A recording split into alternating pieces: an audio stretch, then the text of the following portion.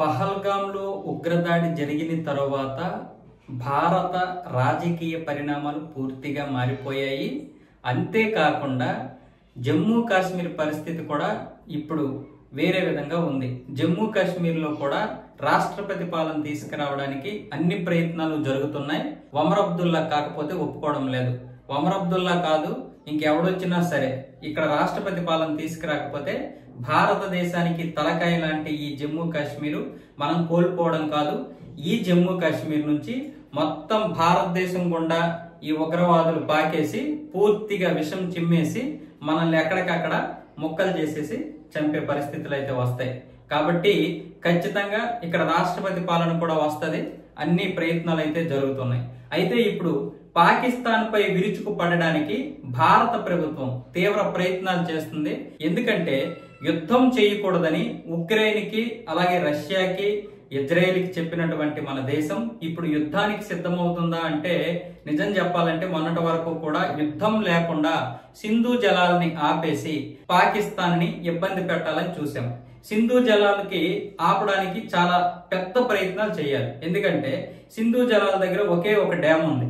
ఆ డ్యామ్ మొత్తం నిండిపోతే ఇప్పుడు సింధు జలాలు ఏం చేయాలి? ఆ జలాలు బాగా నిండిపోయిన తర్వాత ఖచ్చితంగా మళ్ళీ దిగువకు వదలాలి. కాబట్టి పాకిస్తాన్ కుక్క తోక వంకర అన్న విధంగానే మళ్ళీ తయారవుతుంది. కాబట్టి ఇప్పుడు అమిత్ షా గారు, మోదీ గారు ఇద్దరూ కూడా సిఆర్ పాటిల్ గారికి, అంటే ఈయన జలశక్తి మంత్రి, ఈయనకి ఏమని నిర్దేశించారంటే మనం ఒక్క చుక్క నీరు కూడా పాకిస్తాన్కి ఇవ్వకూడదు. ఇక్కడ డ్యాములు ఉన్నాయా లేవో మాకు తెలియదు. దానికి మీరు ఎంతమందిని ఇంజనీర్లను తీసుకెళ్తారో, ఎంతమందిని స్కిల్ వర్కర్స్ ని తీసుకెళ్తారో సంబంధం లేదు. ఇమీడియట్లీ మన ఇంజనీర్స్ తో మాట్లాడి అన్ని ప్రయత్నాలు చేయండి అని ఆల్రెడీ ఆదేశాలు జారీ చేసేశారు. ఇది 1కి 10 సార్లు చెప్పి మరి ఆయనకైతే ఆదేశాలు జారీ చేయడం జరిగింది. దీనికి పూర్తిగా ఇంజనీరింగ్ వ్యవస్థ సాకారం చేయాలని అటు ప్రైవేటు ఇటు ప్రభుత్వం అన్ని విధాలుగా కూడా చెప్పడం జరిగింది. ప్రైవేట్ సంస్థలకు కూడా దిశానిర్దేశాలు అయితే ఇవ్వడం జరిగింది. ఇప్పుడు పాకిస్తాన్ పైకి విరుచుకు పడడానికి ప్రధాన కారణం ఏంటంటే ఎంత జరిగినా కూడా పాకిస్తాన్ మళ్ళీ ఎల్ఓసి దగ్గర మళ్ళీ దాడులకి తెగబడ్డది. పాకిస్తాన్ ఆర్మీ ఇక్కడ మళ్ళీ మన ఆర్మీపై కాల్పులు జరిపింది. మొన్న కూడా అదే విధంగా కాల్పులు జరిపింది. మనోళ్ళు గట్టిగా బదులిచ్చారు.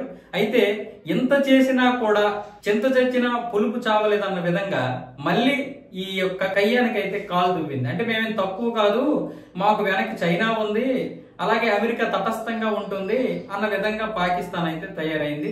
ఇప్పుడు భారత ప్రభుత్వం అయితే కీలక నిర్ణయం తీసుకుంది. ఖచ్చితంగా యుద్ధం చేసే పరిస్థితి వస్తే వెనక్కి తగ్గే ప్రసక్తి లేదని గట్టిగానే వార్నింగ్ ఇచ్చింది. దానికి తగ్గట్టుగా త్రివిధ దళాలకి ఆల్రెడీ సూచనలు కూడా వెళ్ళిపోయాయి. సెలవులన్నీ రద్దు చేసేశారు. అలాగే ఐఎన్ఎస్ విక్రాంత్ కూడా పాకిస్తాన్ వైపే వెళ్తుంది. పాకిస్తాన్ వైపు ఎందుకు వెళ్తుందో మీ అందరికీ తెలిసిందే. ఇప్పుడు ఐఎన్ఎస్ విక్రాంత్ అటువైపు కదలేసరికి పాకిస్తాన్ కూడా ఒక విధంగా తన ఆర్మీకి కూడా ఆదేశాలు జారీ చేసింది. ఇప్పటికే అక్కడ యుద్ధ వాతావరణం అయితే నెలకొంది. కాకపోతే ఐఎన్ఎస్ తో పాటు ఇక్కడ మరొక విషయం ఏంటంటే ఇజ్రాయెల్ కి సంబంధించినటువంటి కొన్ని పరికరాలు మన దగ్గరికి వచ్చాయి.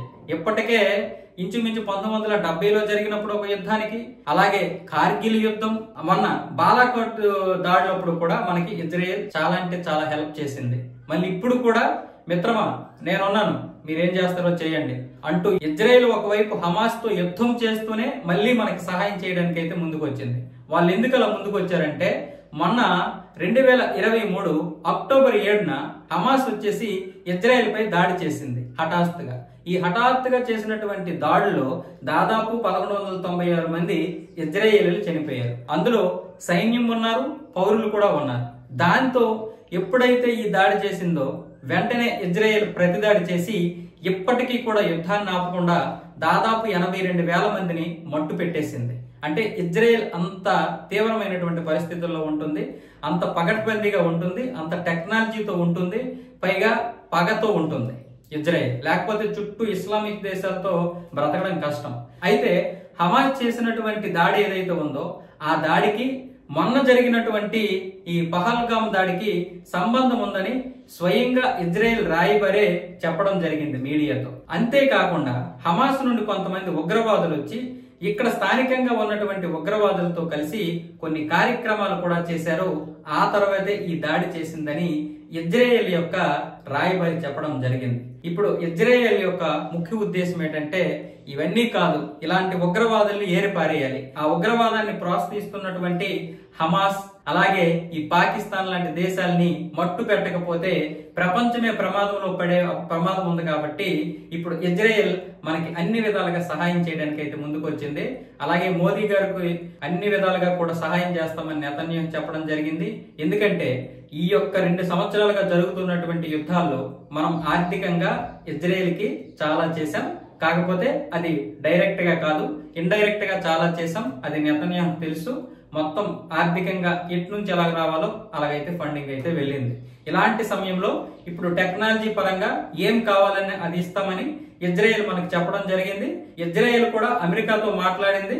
అమెరికా దీని గురించి వివరిస్తూ మేము తటస్థంగా ఉంటాం, పాకిస్తాన్ భారతదేశం యొక్క ఈ పహల్గాం దాడిని అయితే మేము ఖండిస్తున్నాం, అలాగే మధ్యలో కూడా రాము. ఏం చేస్తారో అది భారత్ కి పూర్తిగా నిర్ణయం తీసుకునే అధికారం భారత్ కి ఇచ్చేసాము, కాబట్టి మేము మధ్యలోకి రామని ట్రంప్ కూడా మొన్న అనడం జరిగింది. కాబట్టి ఇప్పుడు ఇటు ఇజ్రాయెల్ సహాయంతో అలాగే మన దగ్గర ఉన్నటువంటి పరికరాలతో మొత్తం ఇప్పుడు పాకిస్తాన్ పైకి యుద్ధం చేసే పరిస్థితులు అయితే ఉన్నాయి. ఎందుకంటే కాలు దువ్వుతుంది, కయ్యానికి కాలు దువ్వుతుందంటే ఏదో భయపెడదామని. పాకిస్తాన్ ఇప్పుడు చేస్తున్నటువంటి ఈ చర్యలతో యుద్ధం చేయాల్సి వస్తుంది తప్ప భారత్ అయితే తనకు తాను యుద్ధం చేయాలని కోరుకోవడం లేదు. యుద్ధం వల్ల ఇరు దేశాలకి నష్టమే. కాకపోతే పాకిస్తాన్ మాత్రం ఇబ్బంది పాలవ్వాలి. పాకిస్తాన్ ఇబ్బంది పాలవ్వకపోతే ఇప్పుడు కనుక మనం ఇబ్బంది చేయకపోతే పాకిస్తాన్ మళ్ళీ ఇంకా ఎన్నో ఉగ్రదాడులు చేసే అవకాశాలు కూడా ఉన్నాయి. కాబట్టి ఇప్పుడు పాకిస్తాన్ మీదకి మన సైన్యం అయితే అన్ని విధాలుగా సంసిద్ధమయ్యింది. యుద్ధం రాకుండా ఉంటేనే మంచిది. కాకపోతే సింధు జలాలు ఒక్కటాపితే చాలు, పాకిస్తాన్ కిందకొచ్చి మరి కాళ్ళు మొక్కి నీ భాంచన్ కాళ్ళు మొక్కుతా దయచేసి ఒక్కసారి క్షమించని ఖచ్చితంగా వస్తుంది. కాకపోతే ఆ నీరు మళ్లించడానికి ఇప్పుడు వెంటనే మనం తగు చర్యలు తీసుకోవాలి. దానికోసం ఇమీడియట్లీ కొన్ని ప్రాజెక్టులు అయితే శంకుస్థాపనలు చేస్తున్నారు. శంకుస్థాపనలు వెళ్ళి రిబ్బన్ కటింగ్లు ఎన్నవేం కాదు, ఏం కావాలంటే వెంటనే చేయడానికి అయితే సిఆర్ పాటిల్ గారికి అయితే అన్ని విధాలుగా ఆర్డర్లు జారీ చేశారు. ఇది ఒక పక్కన పెడితే ఇప్పుడేమొచ్చేసి ఇటు కశ్మీర్ లో రాష్ట్రపతి పాలనకు కూడా అన్ని ప్రయత్నాలు అయితే జరుగుతున్నాయి. ఒమర్ అబ్దుల్లా ఎంతవరకు అడ్డుపడినా సరే ఇప్పుడు బైసరన్ దగ్గర పర్యాటకులకి ఎందుకు అనుమతులు ఇచ్చారు, దీని గురించి ఇప్పుడు ఒమర్ అబ్దుల్లా చెప్పాల్సి ఉంటుంది. ఈ ఒమర్ అబ్దుల్లా ప్రభుత్వం ఏర్పాటైన తర్వాత దాదాపు 4 దాడులు జరిగాయి. ఇది 5వ దాడి. ఈ 5వ దాడి అనేది తీవ్రమైనటువంటి దాడి. ఇది అతి పెద్ద దాడి. 28 మంది చనిపోయారు. ఆ చనిపోవడం కూడా హిందువా కాదా అని చంపారు, అంటే మత ప్రాతిపదికన చంపారు. దీన్ని మత ప్రాతిపదికన చూసుకోవాలి మనం. అయితే జమ్మూ కాశ్మీర్ లో చాలా మంది వాళ్ళకి సపోర్ట్ చేసినా చాలా మంది ముస్లింలు కూడా దీన్ని తీవ్రంగా ఖండిస్తూ స్వయంగా వాళ్ళే రోడ్ల మీదకి వచ్చి మరి షాపులు బంద్ చేసి రోడ్ల మీదకి వచ్చి ఉగ్రవాదులకి వ్యతిరేకంగా నినాదాలు చేశారు చాలా మంది. ఎందుకంటే వాళ్ళకి గత 6 సంవత్సరాలుగా ప్రశాంతంగా ఉండడం తెలుసు. కాబట్టి దాంట్లో ఉన్నటువంటి పీస్ ఆఫ్ మైండ్ ఏదైతే ఉందో, ప్రశాంతంగా జీవించే మాకు మళ్ళీ అల్లుకోల వద్దు, ఈ వేర్పాటువాదులు వద్దు, ఎవరు వద్దు, మీకు దండం, మాకు ఇటు రాకండి అని చెప్పడం జరిగింది. 42,000 మంది యువతకు కూడా అక్కడ అవకాశాలు ఇచ్చారు. కాబట్టి మోదీ గారికి వీళ్ళందరూ సపోర్ట్ గానే నిలిచారు. ఇలాంటి సమయంలో ఇప్పుడు యుద్ధం వచ్చిందంటే ఖచ్చితంగా పాకిస్తాన్ పై విరుచుకు పడుతుంది భారత్. ఈ సమయంలోనే బలూచిస్తాన్ ఆర్మీ కూడా పాకిస్తాన్ పై విరుచుకు పడడానికి అన్ని సిద్ధం చేసుకుంది. ఇప్పటికే పాకిస్తాన్ ఆర్మీపై ఇందాక గంట క్రితం దాడి చేస్తే 10 మంది పాకిస్తాన్ ఆర్మీ సైన్యం చనిపోవడం జరిగింది. అది కూడా నేను వీడియో చేసి చెప్పాను. కాబట్టి యుద్ధం వస్తుంది, అందరూ కూడా జాగ్రత్తగా ఉండండి. వచ్చే అవకాశాలు అయితే పుష్కలంగా ఉన్నాయి, రాకూడదని కోరుకుందాం. అలాగే మనం యుద్ధం రాకపోయినా సరే పాకిస్తాన్ అయితే ఏడుస్తుంది. పాకిస్తాన్ కి సింధు జలాలు ఇవ్వకుండా ఉంటే చాలు, ఇంకేమీ అవసరం లేదు. జై జవాన్, జై కిసాన్, జై భారత్, జై హింద్. ఈ వీడియో కనుక నచ్చినట్లయితే లైక్ చేయండి, షేర్ చేయండి, మీ యొక్క అభిప్రాయాన్ని కామెంట్ రూపంలో తెలియజేయండి. అలాగే సబ్స్క్రైబ్ చేసుకోకపోతే వెంటనే సబ్స్క్రైబ్ చేసుకోండి. ఇంకా మీకు తెలిసినటువంటి స్నేహితులకి దీన్ని షేర్ చేసే ప్రయత్నం చేయండి. అందరికీ కూడా ఈ ఇన్ఫర్మేషన్ గ్యాదర్ చేస్తే మంచిది కదా.